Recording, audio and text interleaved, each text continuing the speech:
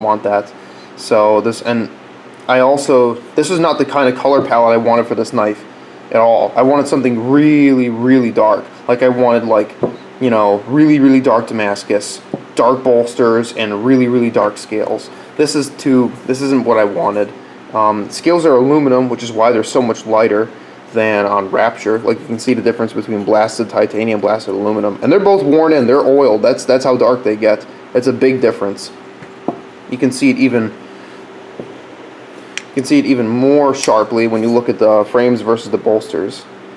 I don't like that. I was thinking to get a lot darker. I did it as an experiment to see how the aluminum would look, and it's not quite how I wanted it. So there's a guy who really, really wants this, and he's gonna get it if he can be patient enough to wait for me to get it all finished up for him. Really, really nice, how it should be. Bolsters are gonna get replaced with titanium ones. The blade I'm going to take out, and I'm going to completely refinish it, every single facet, so it'll look very crisp. It'll be brand new. It'll get a new edge. It still has an edge. It is sharp in most places, like down here, really nice and sharp, and up here it's about as sharp. It's a little less right there. I tend to use it in that spot here in front of the belly. I was cutting some leather with this, working on hinges and such for the boxes. But the performance is pretty good. The detent is not as heavy as I'd want. I want a little heavier detent, so I've got to do some work to fix that up. But the lockup is dead on perfect. It's a little early. Sometimes it's later, sometimes it's earlier. I just took the thing apart and put it back together. Sometimes that can change things because everything's mated. But as you can see, I don't have any relief cut on the inside of the bolster. It's just flat. That's because the liner is actually tapered. Like the whole liner is tapered in thickness. You can see how much thinner it is up at the face. So that acts as the relief.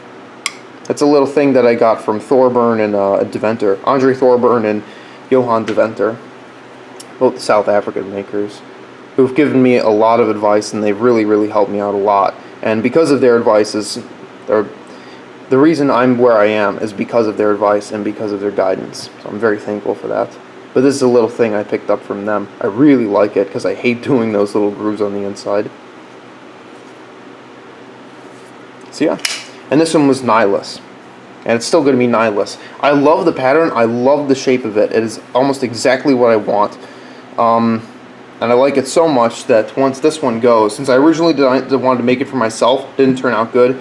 I was planning on changing it, putting on some new parts to make it what I wanted, but everything would get scrapped except for the liners, and someone said they really wanted it, so I figured it'd really be smartest, especially with how tight money is right now with the family, that I should just sell this and just start over afresh.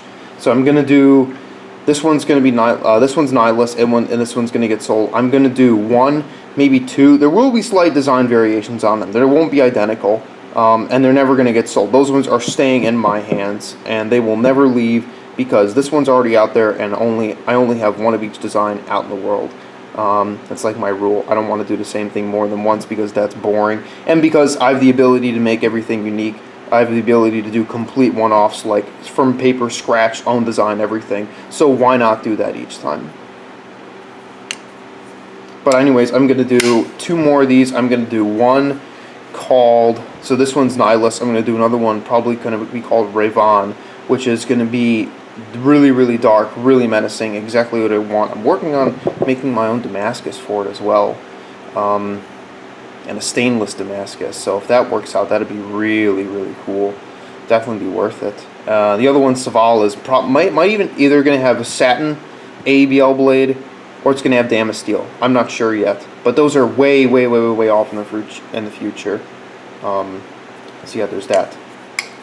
And the last thing I wanted to show, and I haven't shown because it's not really that notable, but it is nice enough that it deserves a brief mention. And this is my Spyderco K2.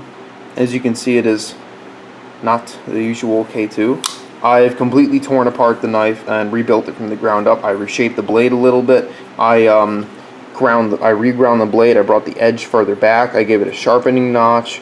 I reshaped the handle a little bit, and as you can see, I added scales, blasted the frames. The only original parts on this knife are the blades and the frames. Everything else is new.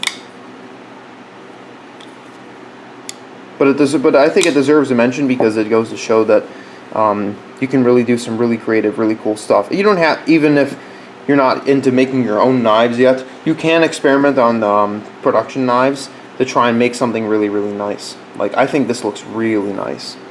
A lot better than it did when I first bought it.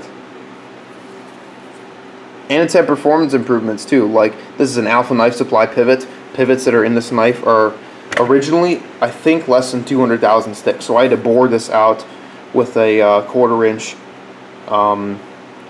carbide bit, which drilling through CPM 10V is not hardened. CPM 10V is not fun.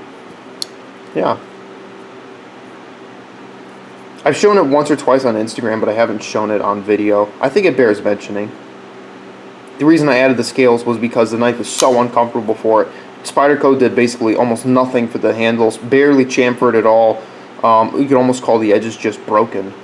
So it was really uncomfortable, really unusable. The edge was way too thick.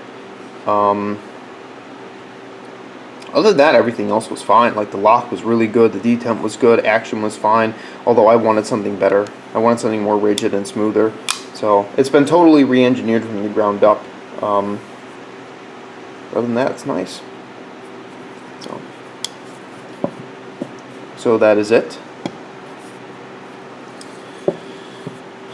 I'm going to try and actually get more stuff done, hopefully soon. It's been really tough. This semester is going to be a hard one. I'm only 2 credits short of being overtime on the semester. I need to get as much out of each one as I possibly can. So it'll be a very, very long couple months. But yeah, Dale, this thing is all yours. Oh, I should say as well, this is mostly Dale's design. Like, he came to me with the thing that he drew up and said, I want you to make this, and I said, okay, but I need to make some changes to make it mechanically feasible, and this was eventually what we ended up with. So, people saying it, I really love your design, it's not really my design, it's Dale's. And it is a very nice design, I like it. It's not really my thing, as far as knives go. It's totally his thing, which is perfect, because that's exactly what I was shooting for. So, there you go. Have this thing shipped out as soon as possible.